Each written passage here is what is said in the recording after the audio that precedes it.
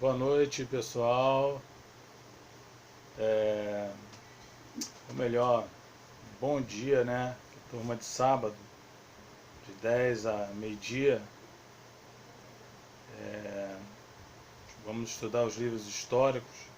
Sou o professor Giovanni Aranda e nós iremos estudar aí a história dos grandes heróis de Israel, dos grandes homens aí da história de Israel que fizeram grandes feitos aí pela mão de Deus e que nos deixaram grandes exemplos a serem seguidos, tá? E que o apóstolo Paulo também diz que devemos olhar para eles e não cometer também os erros que eles cometeram, tá? O módulo que iremos estudar é o módulo azul, tá?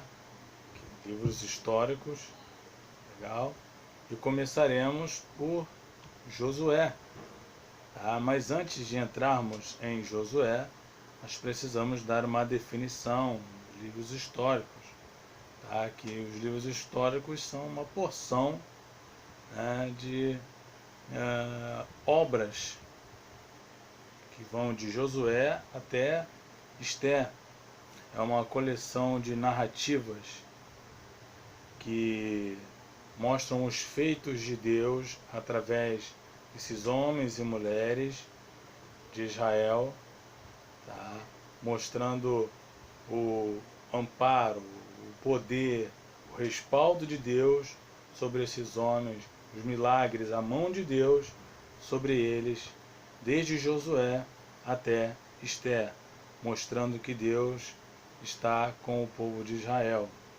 Sempre esteve com o povo de Israel, né? E uma narrativa, ela tem uma pegada pedagógica, didática, ou seja, ensina. Só que ela não ensina de uma forma biográfica. Os livros históricos não ensinam de uma forma biográfica. Os livros históricos ensinam de uma forma reflexiva, através de reflexões, de experiências, tá? Olhamos para o caso de Davi, olhamos para o caso de Sansão, olhamos para o caso de Moisés, olhamos para o caso de Elias, entre outros. O apóstolo Paulo fala isso, tá? Em 1 Coríntios capítulo 10, versículo 11. E pede para que façamos o mesmo, tá? 1 Coríntios capítulo 10, versículo 11. Diz assim, ó: essas coisas aconteceram a eles como exemplos e foram escritas como advertências para nós, sobre quem tem chegado o fim dos tempos. Ou seja, tudo que aconteceu com eles, tá, nos servem de exemplos. Bons exemplos, maus exemplos, tá? A narrativa. E tem aquele ponto, 2 pontos, melhor dizendo. Quando Israel andava em obediência a Deus, era próspera, era abençoada, tinha a provisão de Deus. Mas quando Israel desobedecia, tinha ali a punição, o castigo. Sofreu 5 cativeiros. Em 722, a Síria. Em 586, Babilônia. Em 539, vai vir os Medo-Persas. 331, a Grécia. E 166, Roma. 5 cativeiros. Tá? E isso simplesmente pela desobediência. Lá em Deuteronômio 28 é dito: se você me obedecer, vai ser cabeça; se me desobedecer, será cauda. Deus é bem direto com relação ao seu povo, tá? Então, os livros históricos nos servem como exemplos, tá? Bons e maus exemplos.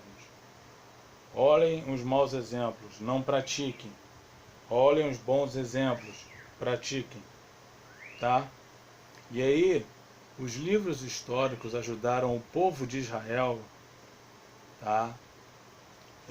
Em 14 de maio de 1948, quando eles retornaram para sua pátria, a reconstruírem o seu futuro.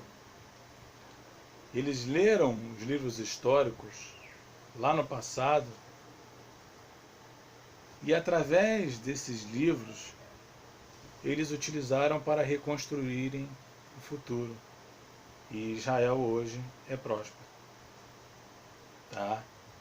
Então, os livros históricos de Josué a Esther são livros belíssimos, com histórias belíssimas, para que você possa aprender, e sem contar também que todos eles preparam a vinda de Cristo, o assunto principal da Bíblia, o autor principal, o assunto principal da nossa vida, né?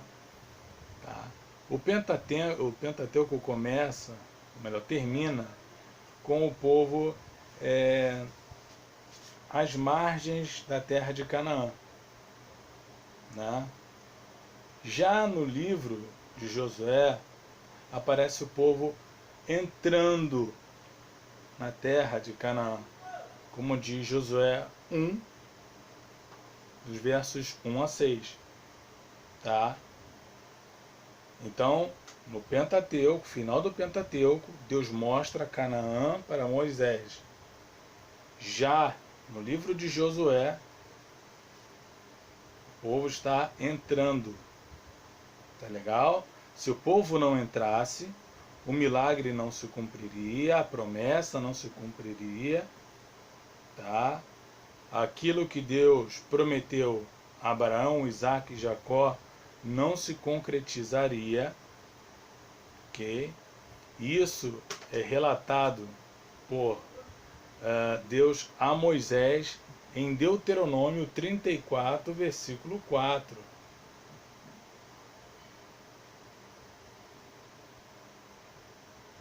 Deuteronômio 34, versículo 4.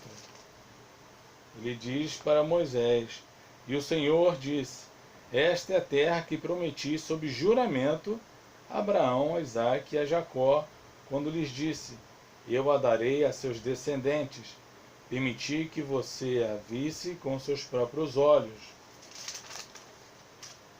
Mas você não atravessará o rio, não entrará nela. Moisés viu, mas não pôde entrar. Tá? Não pôde entrar. Mas ele viu. O herói da história agora passa a ser Josué, que vai assumir o controle agora no lugar de Moisés. Assume o cajado, isso é testificado por sinais e maravilhas que Deus vai realizar por meio de Josué. Tá? Tanto é que tem um versículo chave, que é Josué 1,9, ele diz: Não te mandei eu, esforça-te, tem bom ânimo, não pasmes, nem te espantes, porque eu, o Senhor teu Deus, sou contigo por onde quer que andares. Tá? Então, Deus estava ali com Josué, guiando o seu novo líder, né, o líder de Israel, no lugar de Moisés, porque Moisés morrera aos 120 anos. Como a terra de Canaã não tinha um governo centralizado, o povo agora de Israel tinha que combater as terras vizinhas, as cidades vizinhas. Para que o quinhão pudesse ser dividido, a recompensa pudesse ser dividida, eles precisavam lutar, combater entre si. E só através dessas batalhas, tá, é que eles conseguiriam, enfim, dividir os espólios, as cidades, né, que eles conquistaram, né? Na sua apostila, tá? O Dr. Halley diz assim, na página 15: esse livro recebe o nome de seu personagem principal. Ele comandou o povo de Israel nas campanhas militares para a ocupação da Palestina. Sobre esse grande líder, informa Halley: Josué pertencia à tribo de Efraim, em Números 13 e 8.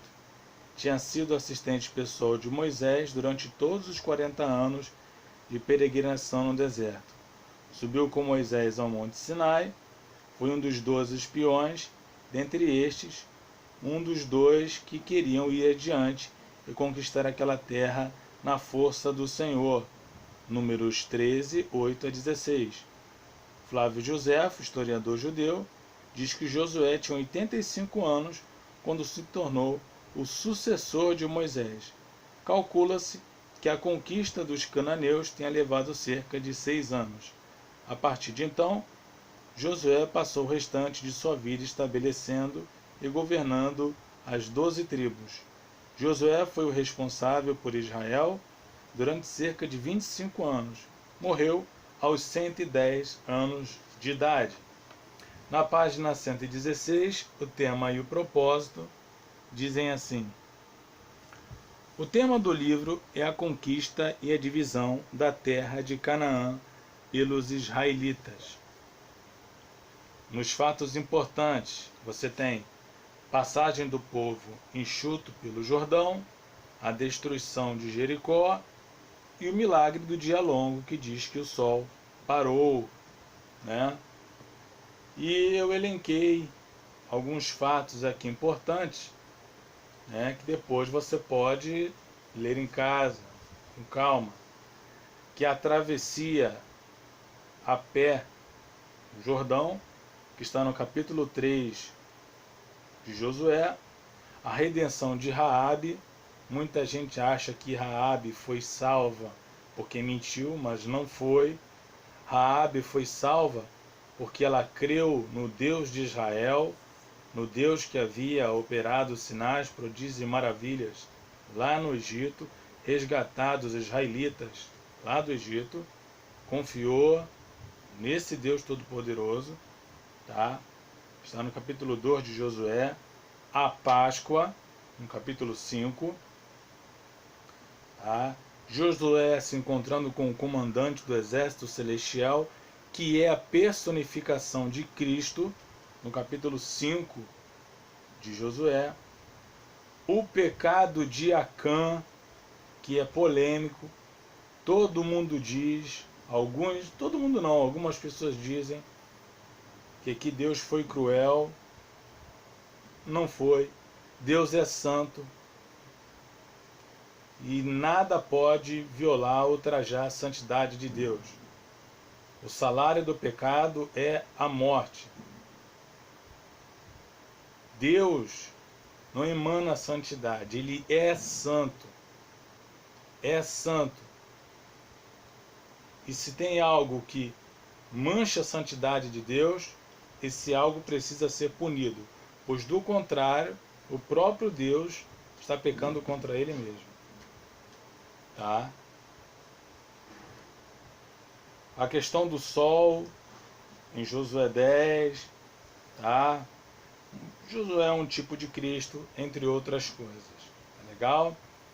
Então, a questão do livro de Josué é a entrada do povo de Israel na terra de Canaã. Eu queria ler para vocês aqui esse livro, O Deus de Israel, da editora Ragnos, tá? A parte onde ele fala sobre a santidade de Deus, tá? Será bem rápido. Ele fala assim: a santidade de Javé. Eu, o Senhor, sou santo. Não será um exagero dizer que a santidade de Javé era uma das questões religiosas principais da fé de Israel. Por isso, podemos dizer que a santidade de Javé não é meramente um dos atributos do Senhor, mas também a essência do seu caráter. Então, olha só, não é só um atributo de Deus, ele é santo. Muhlenberg escreveu que a santidade é a marca distintiva e a assinatura da divindade. Mais do que qualquer outro termo, santidade expressa a natureza essencial do sagrado.